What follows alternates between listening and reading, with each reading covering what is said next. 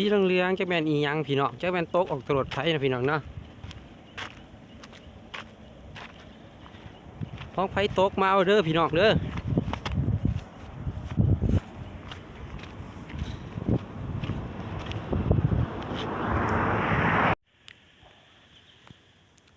เด้อสิพาไปเบิ่งเด้อพี่น้อง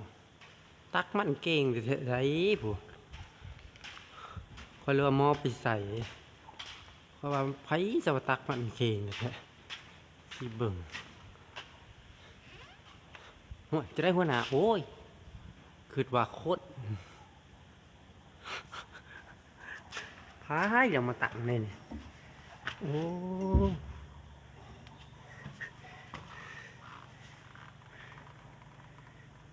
คนสิบ่ได้ตกงานบ่ก็ได้แนมไก่คิดว่าคนพี่น้องเว้ยมาทุกท่ายแม่นหุ่นเขาเอามาตักมีอัน